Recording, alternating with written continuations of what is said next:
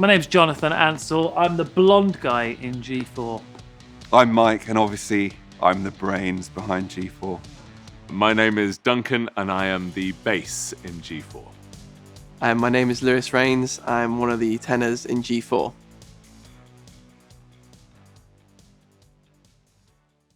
I've been singing since I was 8. I was a chorister as a little boy, did lots of movie soundtracks and appeared in some movies like Four Weddings and a Funeral. And I don't know, progressed through school, did all the orchestras, choirs, various things, then got my place at the Guildhall School of Music and Drama, where I met the guys, and Guildhall 4, G4, was formed. I've been singing since I was 5, and I think my first public performance was on my granddad's rug in his front living room. And then I went to music college and met fellow friends. We formed G4 when I was about 19 years old. Gosh, well, I've been singing, I guess, since I was about 8 years old, just starting in church choirs and school choirs. And the way I managed to get into G4, really, there was a big nationwide search for a replacement bass.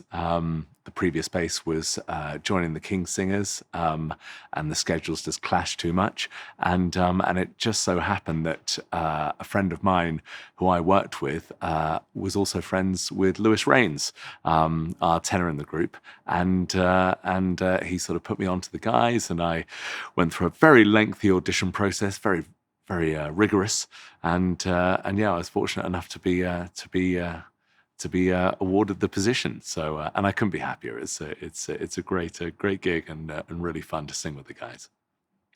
I started singing when I was about 16 years old at school, and instantly fell in love with it and always wanted to become a classical singer, opera singer.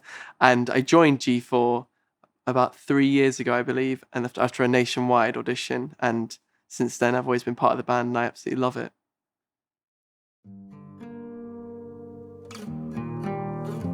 I mean, I have some terrific memories from that tour. Best touring memory? Oh. I think my best touring moment was back in the day in 2005. We got to perform at the Royal Albert Hall, and I did a solo. I was able to sing at the piano, and it was my song Why Not Today, which I wrote. And I was thinking, I'm sitting here at the same piano as Elton John, performing as he would in front of the audience, and it's a moment that I will never forget. There was one performance where we were performing. There was an emergency kicked off. Everyone was evacuated. We had to leave the building. Fire brigade turned up, and instead of then starting the show as we had before, we all put on bright-coloured fluorescent jackets, carried in fire extinguishers, and then did a kind of dodgy fashion stroke strip show thing, which got the audience right on our side for the second return to the stage. I absolutely love Christmas, and it was a bit of a dream job for me going around these beautiful cathedrals. I think for me, going to Winchester Cathedral, and this was the first date of that tour.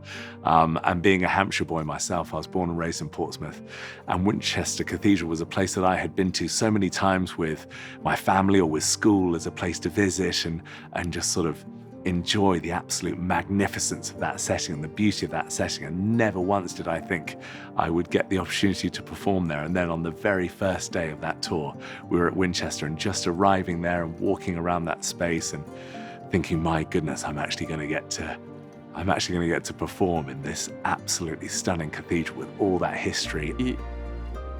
The ferry incident in Guernsey about 2 years ago, when all our equipment was stuck on the Isle of Jersey, and we had to borrow the bar stools from like a pub, use an old piano that wasn't even tuned, microphones that hadn't been used in about 20 years, a sound system that was about 40 years old, and it was just the absolute carnage of it. But we managed to put the show on, and it was like the show must go on attitude, which was just, I think even like our sound guy Harry was just like, I have no idea how this is going to turn out, but good luck. But luckily at the end of it we had a standing ovation, so we obviously did something right.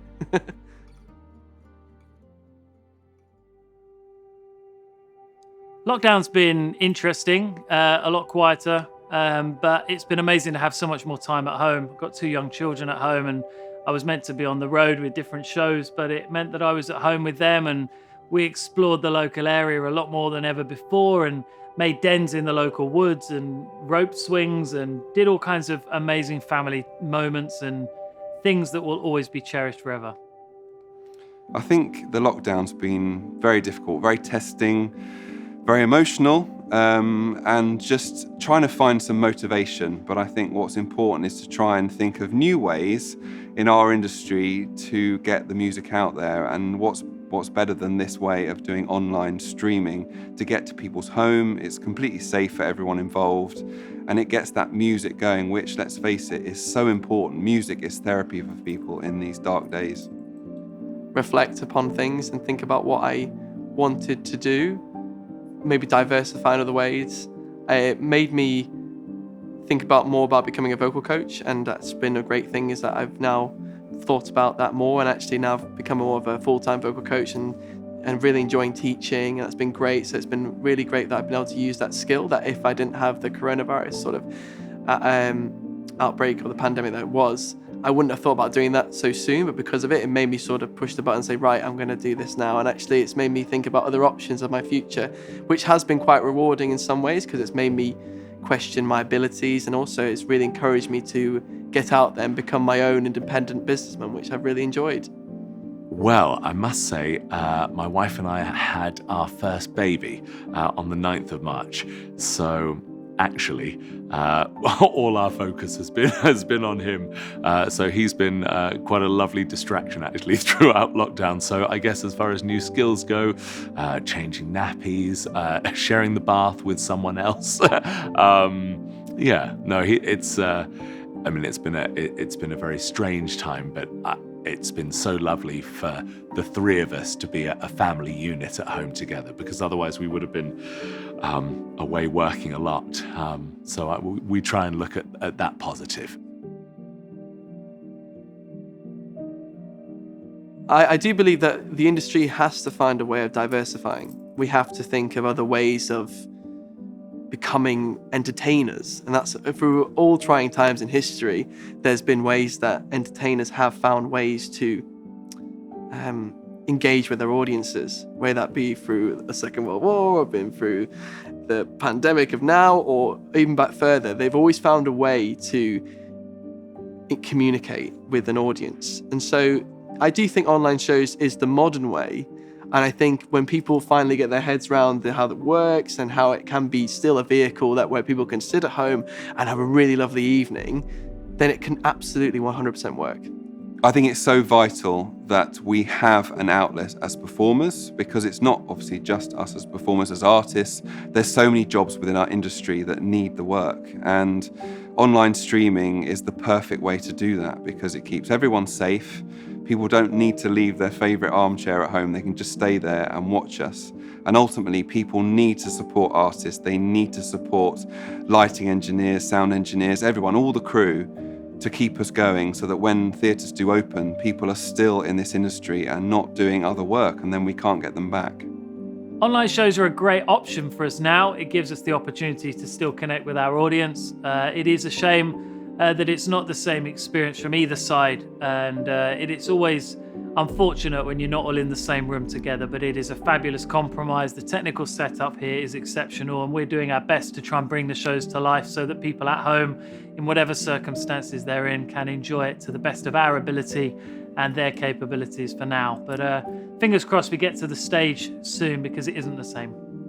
But it's wonderful that we have this opportunity here in this terrific space and this absolutely outstanding setup to deliver the show we were excited to deliver out on the road and on tour, and hopefully it can be enjoyed and appreciated in a similar way. It will be different, but we're doing the best we can to recreate that exciting, vibrant live theatre feel.